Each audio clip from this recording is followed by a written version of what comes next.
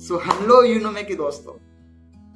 इस पॉडकास्ट में हमने डिजिटल मार्केटिंग पर बात की है, कंटेंट क्रिएशन पर बात की है, हमने क्रिएटर्स के बारे में बात की है और भी बहुत सारी ऐसी चीजें हैं कि जो आपको जानने से बेनिफिशियल भी आप हो सकते हैं। विवेक वर्मा जी हमारे पॉडकास्ट में आए और उसने बहुत सारी ऐसी बात की जो रियली इंफॉर्मेशनल है।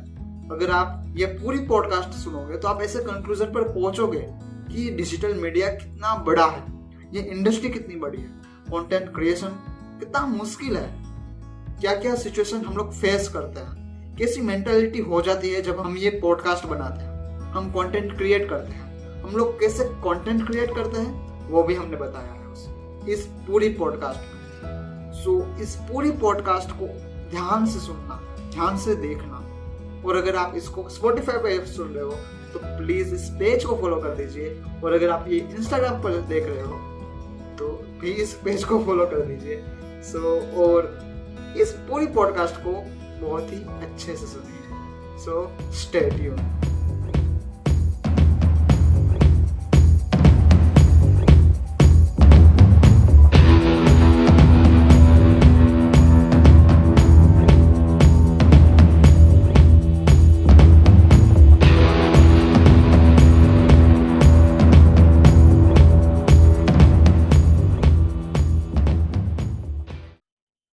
हेलो विवेक, हमारे पॉडकास्ट में आपका बहुत बहुत स्वागत है। एंड आई थिंक तुम वो पहले गेस्ट हो कि जो मेंटालिटी के बारे में बात करने वाला है, जो ह्यूमन बिहेवियर के बारे में बात करने वाला है, कंटेंट राइटिंग के बारे में बात करने वाला है, और यही जॉनरा से मैं भी हूँ। So I am glad to bring you here and I am also glad to be a part of your podcast. Thank you so much for inviting me. Oh, it's my pleasure. And इस podcast में हम लोग बहुत सारी बातें करने वाले हैं कि कंटेंट क्रिएशन क्या होता है, डिजिटल मार्केटिंग क्या होती है, एंड मेंटालिटी कैसे इफेक्ट करती है हमारी लाइफ में, उन सभी के बारे में हम लोग बात करने वाले हैं। माय फर्स्ट क्वेश्चन है कि इसकी आपका क्या मंतव्य है डिजिटल मार्केटिंग के ऊपर, कि डिजिटल मार्केटिंग अभी किस तरह से ग्रो कर रही है। आप डिजिटल इंडस्ट्री में हो तो आई होप कि आपको सब कुछ ज्यादातर आपको पता है, आप उसमें वर्क करते हो, अच्छे अच्छे नेटवर्क है आपका, तो क्या इफेक्ट कर रही है और इसका फ्यूचर क्या है? राइट। अभी का जैसे आपको भी पता है कि जब से कोविड का टाइम आया उसके बाद से हर एक इंडस्ट्री और हर एक सेक्टर डिजिटली शिफ्ट हुआ। ठीक है, चाहे वो खाना मंगाने से हो गया, कपड़े से लोग हो गया, रिचार्ज करवानी बात करनी, सारा चीज डिजिटली चल रहा है। एंड आपने अगर बुक पढ़ी होगी रिच डैड पुअर डैड, या फिर रॉबर्ट कियोसाकी का आपने नाम सुना होगा ना, तो उन्होंने अपनी बुक में कही हुई है कि जो 21st सेंचुरी की जो स्किल्स है, जो सबसे ज्यादा डेवलप होने वाली है, वो है डिजिटल मार्केटिंग की, या फिर जो डायरेक्ट सेलिंग वाली जो चीज है ना, वो बहुत ज्यादा ग्रो करने वाला है फ्यूचर पे।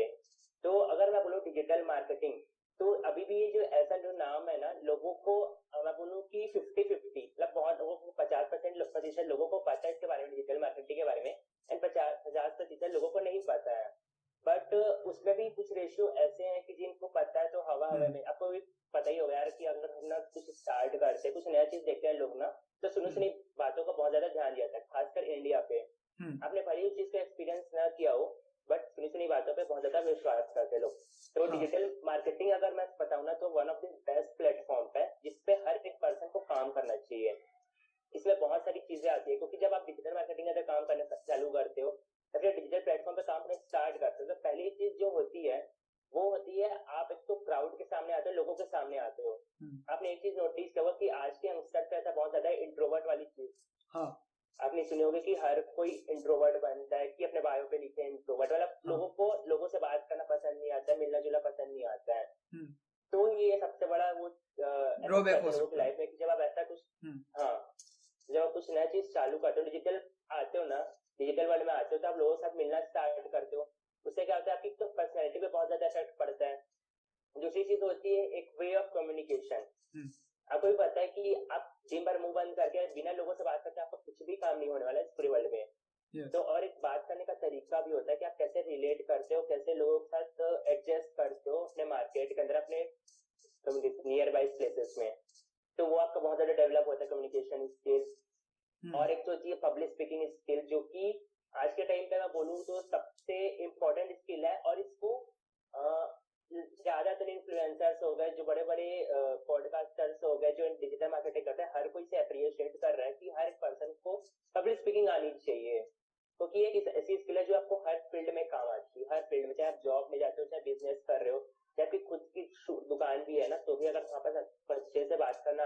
को एक्सप्लेन करना सारा चीज, तो आप अच्छे से ग्रो कर सकते हो अपने मार्केट पे। हाँ, एंड हमारे PGDM में जो कर रहा हूँ कोर्स, उसमें भी बताया गया है कि अगर आपको कोई भी फील्ड में आगे जाना है तो आपको एक पब्लिक स्पीकिंग स्किल आनी चाहिए, आपको नेटवर्किंग आनी चाहिए। राइट। एंड डिजिटल मार्केटिंग में बहुत Right. सारी चीजें जो मार्केटिंग पर डिजिटली होती है एंड नेटवर्किंग पे बेस्ड है। अगर आज मैं आपसे रीच आउट कर रहा हूँ, मैंने आपसे भी नेट पर ही रीच आउट किया था, कोई ऐसी एड डाली होगी अपनी एज ए डिजिटल मार्केटिंग के फॉर्म पर, तो मैं उसका कांटेक्ट करूंगा। वो शायद कोई कोर्स बेच रहा है तो मैं उसको खरीदूंगा, या फिर मेरे सामने वो आएगा, वो एज ए पब्लिक स्पीकर भी हो सकता है, वो अपना पब्लिक स्पीकिंग का कोर्स बेच रहा है तो मैं उसको खरीदूंगा अगर मुझको पब्लिक स्पीकर बनना है तो। देन बहुत सारी ऐसी चीजें हैं जो डिजिटल मार्केटिंग पर बहुत सारी इफेक्ट करेगी। और डिजिटल मार्केटिंग अभी आपने बताया वैसे ग्रो तो कर रही है और उसका फ्यूचर भी बहुत अच्छा है। एंड उसमें ही आता है कंटेंट क्रिएशन। तो आप कंटेंट क्रिएशन बनाते हो, और आपका क्या कहना है कि कंटेंट क्रिएशन कैसा होना चाहिए, कि आजकल की जो जनरेशन है, जेनजीज कहते हैं उसको, कि वो किस तरह से उस पर जा रही है, और क्या होता है आपके माइंड में कैसा है फ्यूचर कंटेंट क्रिएशन के ऊपर?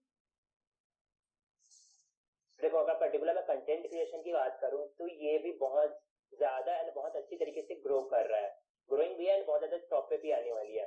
यहाँ जब कंटेंट क्रिएशन चालू करते हैं, यहाँ पर एक चीज और ऐड हो जाती है, पर्सनल ब्रांडिंग। आपने नाम सुना होगा पर्सनल ब्रांडिंग की, आपकी खुद की ब्रांडिंग। अगर आप कंटेंट क्रिएट करते हो तो ऑटोमेटिक उसमें ऐड हो जाता है यार, लोग आपको जानना शुरू करते हैं, आपके कंटेंट को एब्जॉर्ब करते हैं, आप जो वैल्यू प्रोवाइड कर रहे हैं लोगों को उसके बारे में जानना शुरू करते हैं, कब करते हैं, उससे ऑटोमेटिक आपकी ब्रांड क्रिएट होती है। एंड आपने ये चीज नोटिस किया होगा कि सबसे अगर प्लेटफॉर्म पे बोलूं तो पहले टिकटॉक आया था, उसके बाद रील्स आई थी ना। हाँ। तो ये चीज है कि बहुत सारे लोग अभी सिर्फ कंटेंट के दम पे वीडियोस बना के, चाहे वो फनी वीडियोस हो गए या वेल्यूबल कंटेंट हो गया, चाहे ऑटोमोबाइल्स को लेके हो गया, चाहे फैशन डिजाइनिंग को हो गया, उस इस पर्टिकुलर टॉपिक के अंदर नॉलेज देके एक अपना अच्छा खासा नाम बनाया लोगों ने। एंड अभी उनको इंस्टाग्राम पे भी कर रहा है, टिकटॉक तो कैसे बंद हो गया, बट इंस्टाग्राम पे कर रहा है। एंड इंस्टाग्राम के साथ साथ आप उस सेम कंटेंट को अगर यूट्यूब पे डालते हैं तो यूट्यूब भी उस चीज के लिए पे करता है। एंड अभी मैं लिंक बताऊं तो मैं ना इंस्टाग्राम रील्स का, इंस्टाग्राम या फिर जो ऐसा यूट्यूब प्लेटफॉर्म है ना, वो कंटेंट क्रिएशन पर बहुत ज्यादा ध्यान दे रही है, क्योंकि बहुत ज्यादा ग्रो करने वाली है। अगर आपको भी पता है अगर ग्रो नहीं करती है फिर इसका कुछ फ्यूचर नहीं होता, तो वो रील्स नहीं आते इंस्टाग्राम पे, यूट्यूब इतना ज्यादा प्रमोट नहीं करते सारी चीजों को, टिकटॉक का वजह से नहीं होता। तो आपको पता है कंटेंट क्रिएशन बहुत ज्यादा इंपॉर्टेंट टॉपिक है। एंड आई थिंक कि कंटेंट बनाना ना इजी है, बहुत इजी है, सिंपल है, बट ठीक है बहुत कोई भी बना सकता है, बट उसके लिए ना आपके पास एक नॉलेज भी होनी चाहिए कि आप किस चीज के रिगार्डिंग कंटेंट बना रहे हो। एंड एक होती है ना प्रॉपर नॉलेज। अब हवा में तो नहीं बता सकते किसी भी चीज के बारे में, क्योंकि यार राइट नॉलेज और रॉन्ग नॉलेज बहुत ज्यादा इफेक्ट करती है। अगर आप गलत बता रहे हो तो कहीं ना आप लोगों के सामने भी गलत हो रहे हो, एंड गलत बताने कोई फायदा भी नहीं है। तो आपको सही नॉलेज भी होनी चीजें के बारे में कि आप क्या बता रहे हो लोगों को। हाँ, एंड वो हमारी रीच भी कम कर देता है। मीन्स आज हमने कुछ गलत बता दिया तो फिर अगर सभी को सच पता चल गया तो फिर सब कुछ बूम ही है। आप अगर ट्रेंडिंग में हो तो आपको उस कारण से भी ट्रेंड किया जाएगा कि आप गलत हो, एंड आपकी ऑडियंस कम हो जाएगी उसके बदौलत। एंड कंटेंट क्रिएशन हेल्प भी करता है और आपको डिमोटिवेट भी करता है। एंड हम लोग अभी देखे तो बहुत सारे से इन्फ्लुएंसर्स है जो बहुत अच्छा कंटेंट क्रिएशन करते हैं, कंसिस्टेंसी रखते हैं उसके पेज पर। तो फिर अगर आपको क्या लगता है कि कोई भी पेज है इंस्टाग्राम का या फिर यूट्यूब का कोई भी चैनल है, उस पर कंसिस्टेंसी कितनी मैटर करती है? कि अगर आपने आज नहीं किया, आपने महीने बाद कंटेंट डाला अपना, वैसे आप स्टेबल हो, लेकिन महीने 2 महीने बाद में आपका टाइम ड्यूरेशन बढ़ता जाता है, तो फिर आपका क्या थॉट है कंसिस्टेंसी के लेकर? अगर मैं इंस्टाग्राम की बात करूँ, नहीं अगर मैं कंसिस्टेंसी के ऊपर बात करते हैं ना, तो जब अगर आप स्टार्ट कर रहे हो कि आपने स्टार्टिंग क्षेत्र आपने कुछ नया स्टार्ट किया, तब तो आपको कंसिस्टेंट रहना पड़ेगा। Minimum 2 month, 3 month, 4 month, 5 month, इस टाइम पे आप मान लो चलो मिनिमम 4 महीने जब आप कंसिस्टेंट के साथ कंटेंट प्रोवाइड कर रहे हो, काम कर रहे हो किसी प्लेटफॉर्म पे, तो आपका धीरे धीरे तो प्रोफाइल भी बिल्ड होता है, आपकी पर्सनल ब्रांडिंग भी बिल्ड होती है। एंड जब पर्सनल ब्रांडिंग जब बिल्ड होती है ना, तब लोगों को पता चल जाता है ये आदमी पर्टिकुलर इस चीज के ऊपर नॉलेज देता है। वहां पर फिर आपके नाम के साथ साथ एक पर्टिकुलर क्या बोले अपने ऐड भी हो जाती है आपके साथ कि आपने इस चीज की नॉलेज रिगार्डिंग नॉलेज देते हो, ठीक है। और एक जो होती है यूट्यूब पे अगर आप काम करना स्टार्ट करते हो, फिर तो आपको यूट्यूब का पता होगा जब तक हमारा 1000 सब्सक्राइबर बेस नहीं होता यूट्यूब पे, तब तक चैनल मोनेटाइज नहीं होता, ठीक है। 1000 पे सब्सक्राइब मोनेटाइज होता है बट यूट्यूब एक ऐसा प्लेटफॉर्म है जहाँ पर कोई भी आदमी आसानी से मोनेटाइज नहीं हो सकता ना। यूट्यूब पे अगर आपको अपनी अच्छी खासी कंटेंट बनानी है या फिर अच्छा खासा अपना नाम बनाना है ना, तो आपका कंटेंट जो बहुत ज्यादा स्ट्रांग होना चाहिए, आपका वैल्यू बहुत ज्यादा स्ट्रांग होना चाहिए, लोग कुछ सीखने चाहिए, लोगों के लाइफ में इफेक्ट पड़नी चाहिए आपकी बातों से। हाँ और कंसिस्टेंसी है तो वैसे तो बहुत ज्यादा जरूरी है, चाहे वो इंस्टाग्राम हो गया चाहे यूट्यूब हो गया। मिनिमम अगर मैं दोनों प्लेटफॉर्म का बात करूँ तो 5 महीना मिनिमम रहेगा उस पे। एंड अगर हम आज की बात करें ना तो फिर और ये डिजिटल, ये इंस्टाग्राम है, यूट्यूब है, इस पर जो भी कंटेंट पुट हो रहा है हर रोज, एंड ये फ्यूचर में और बढ़ेगा।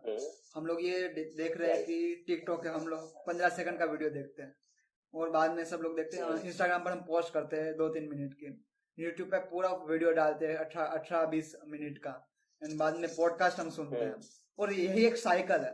अगर हमने कोई रील देख ली या फिर शॉर्ट देख लिया, तो फिर हमने वो 15 सेकंड की जो भी शॉर्ट है, रील है, उस पर हमने थोड़ा सा जो हेडलाइन पढ़ी सिर्फ, हम कह सकते हैं। देन अगर आपको थोड़े डिटेल में जानना है तो फिर आप 2-3 मिनट्स की पोस्ट देख सकते हो। एंड अगर आपको और भी डिटेल में जाना है, विजुअलाइजेशन में हमको जाना है, तो फिर आप यूट्यूब पर पूरा 18-20 मिनट का आप वीडियो देख सकते हो।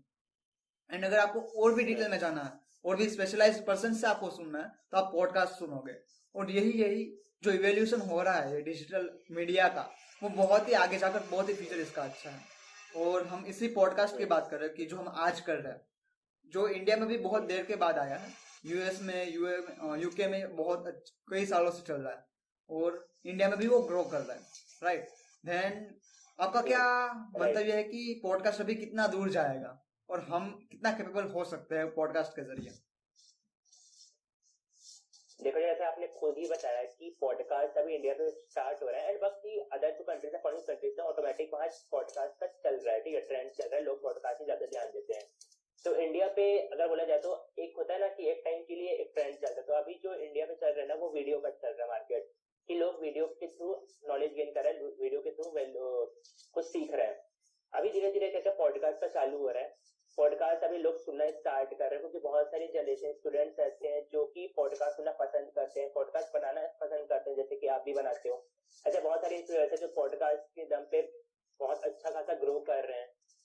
इस तरह बहुत सारी प्रोफाइल्स है, एक बियर बाइसेप्स के नाम पे आपने सुना ही होगा। हाँ, राइट। तो उसके साथ साथ तो पॉडकास्ट तो आगे जाने वाले मतलब फ्यूचर पे इंडिया में बहुत ज्यादा ग्रो करने वाला है अदर कंट्रीज की कंपैरिजन में, क्योंकि इंडिया एक ऐसा कंट्री है ना जहाँ अगर लोगों को एक चीज दिख जाए कि ट्रेंडिंग पे चल रहा है, हर लोग उसको कर रहे हैं ना, तो सबके साथ रुचि जिसमें जुट जाते हैं।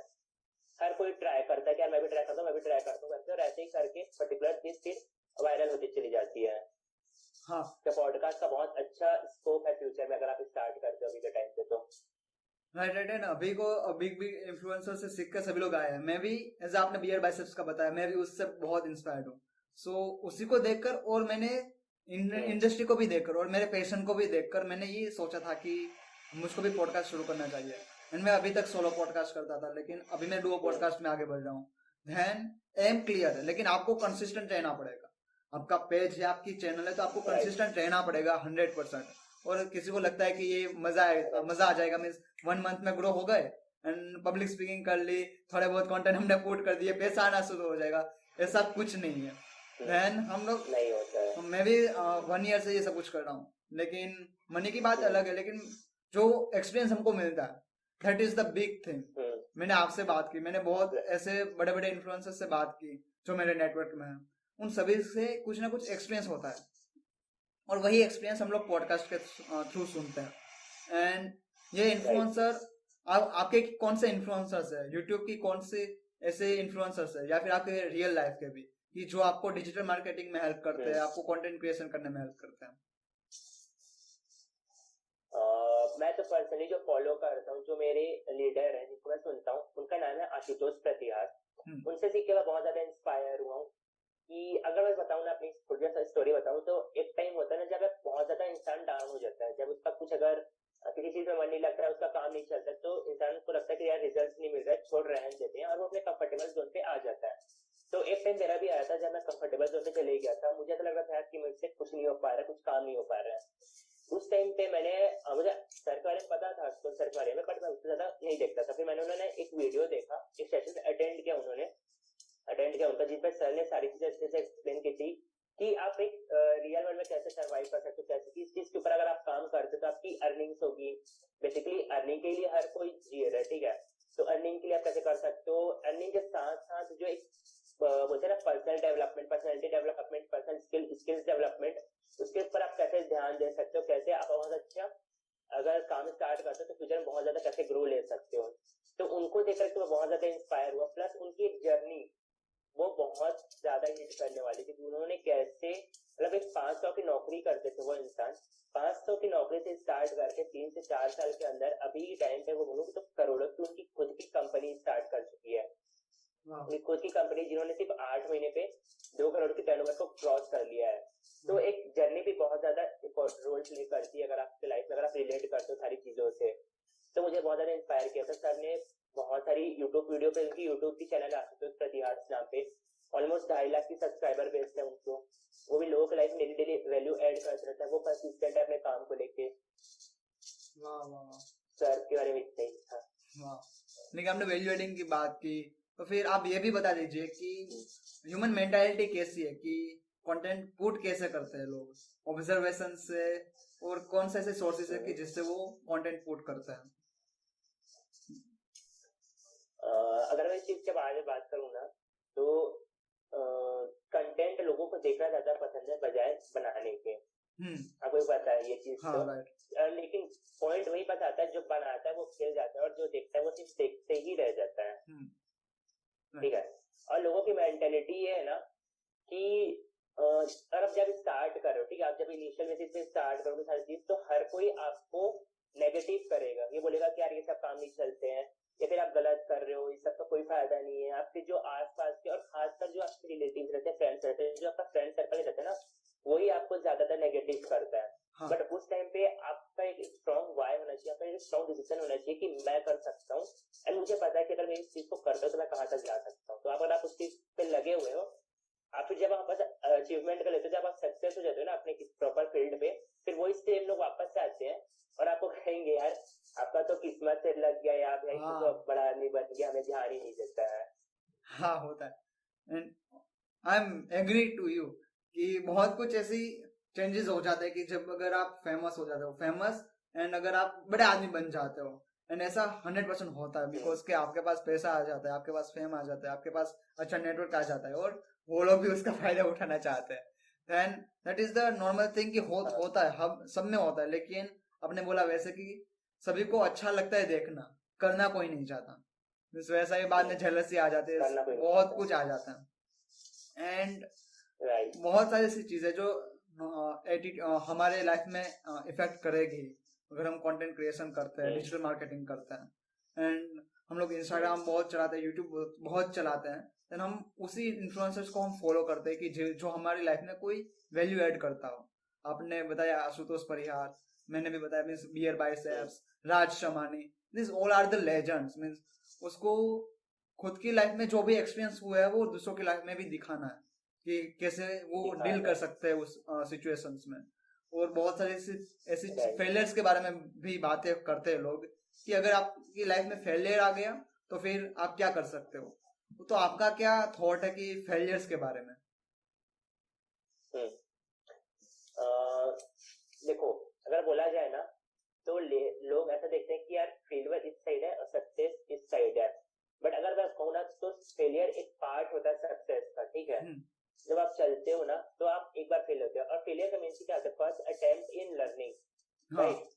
आपको जब ऐसे आप किसी चीज के लिए स्टार्ट करते हो, अपना कोई भी काम स्टार्ट करते हो, आप फेल होते हो, आप उसको एनालाइज करते हो कि आपने गलती कहाँ की, आपने गलती पकड़ी, आप दोबारा स्टार्ट करते हो। अब वापस अगर फेल होते हो तो आपको पता चलती है आपकी दूसरी गलती कहाँ पर थी। अब ऐसे अगर 3 बार 4 बार फेल होते हो, बट जब 4थी बार फेल होते हो ना तो आपको सारा चीज पता चल चुका है कि मैंने क्या क्या गलती की है, मुझे क्या चीज सुधारनी है। फिर जब 5वीं बार वापस से ट्राई करते हो ना तो आप 101% आप वापस सक्सेस पा लेते हो, आप पास हो जाते हो। बट बहुत लोग गलती यही करते हैं कि यार वो जब जैसे फेलियर फेस करते हैं ना, तुरंत वो अपना प्लान ड्रॉप कर देते हैं, अपना तुरंत गोल को छोड़ देते हैं। यार मेरा तो कुछ बन ही नहीं रहा है, लोग मुझे ताना मार रहे हैं, मुझे सोसाइटी ये चीज बोल रही है, पेरेंट्स ये चीज बोल रहे हैं, मैं फेल हो गया, मुझसे कुछ नहीं हो पाएगा। वहीं पर लोग ये नहीं सोचते कि अगर आप फेल हुए तो वहां पर आपकी गलती है, आपने कुछ चीज मिस की होगी, आपने कुछ चीज गलत किया होगा। तो अगर आप फेल से सीखते जाओ, उसको एनालाइज करो, उसको ठीक करो अपनी गलतियों को, एंड डेफिनेटली आप सक्सेस मिलेगी आपको। वाह वाह, एंड विवेक सच बहुत ही डीप कन्वर्सेशन हो गया, and really I very enjoyed, and I hope कि ऑडियंस को भी ये हमारा पूरा पॉडकास्ट बहुत ही अच्छा लगा होगा। एंड अगर आपको ये पॉडकास्ट अच्छा लगा है तो प्लीज आप इस पॉडकास्ट को अपने फ्रेंड्स के साथ शेयर कीजिए, और विवेक और मेरा दोनों का इंस्टा हैंडल, यूट्यूब हैंडल सब कुछ नीचे डिस्क्रिप्शन में है, सो प्लीज आप चेकआउट कर सकते हैं हम दोनों के साइट्स। अगर आपको हमारा कंटेंट अच्छा लगे तो प्लीज फॉलो कर दीजिएगा, एंड अगली पॉडकास्ट के लिए स्टे ट्यून्ड।